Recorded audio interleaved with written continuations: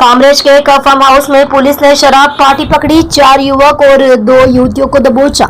एक बार फिर नबीरों की करतूतें उजागर हुई है। सूरत पुलिस ने युवकों को शराब पार्टी का आनंद लेते हुए पकड़ा है। फार्म हाउस में पार्टी चल रही थी, तभी पुलिस ने घर पर छापा मारकर 4 युवक और 2 युवतियों को पकड़कर रंग में भंग कर दिया था। पुलिस ने शराब पार्टी के आरोप में युवक और युवतियों को गिरफ्तार कर लिया।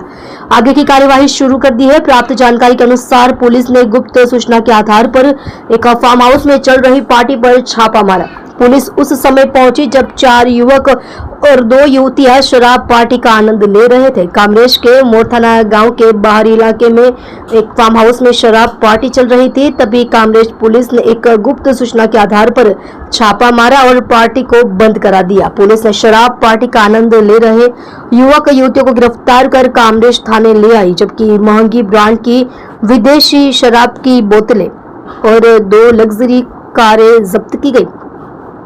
इस बीच पुलिस द्वारा आगे की कार्यवाही शुरू कर दी गई है। आप देख रहे हो माया नगरी न्यूज चैनल, संपादक दीपक गुप्ता के साथ। जी सर, कई नबीरा पकड़ाया શું હતું?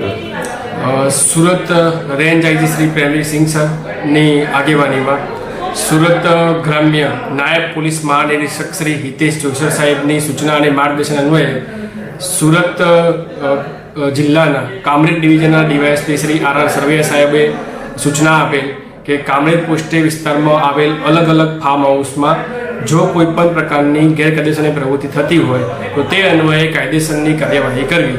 જે અન્વયે કામરેજ પોલીસ સ્ટેશનની અલગ અલગ 3 ટીમો કાલે પેટ્રોલિંગમાં હતી।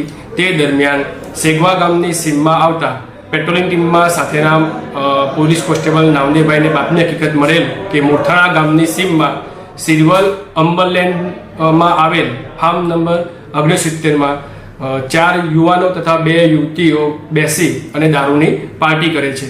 જે બાતમી હકીકતના આધારે સદર ફાર્મ ઉપર જઈ રેડ કરતા સદર જગ્યાએથી 4 પુરુષ ઈસમો તથા 2 યુવતીઓ દારૂ પીધેલી હાલતમાં મળી આવેલ તથા તેમની પાસેથી પાણીની બોટલ, 2 વોડકાની ખાલી બોટલ તથા એક વોડકાની બોટલમાં 300 ml જેવો વિદેશી દારૂ મળી આવેલ। જે બાબતે સદર યુવાનો તથા યુવતીઓ પાસે દારૂ પીવા અંગેની કોઈપણ પ્રકારની પાસ પરમિટ હોય તો રજૂ કરવા જણાવતા સદર ઈસમોએ પોતાની પાસે કોઈપણ પ્રકારની પાસ પરમિટ ન હોવાનું જણાવેલ।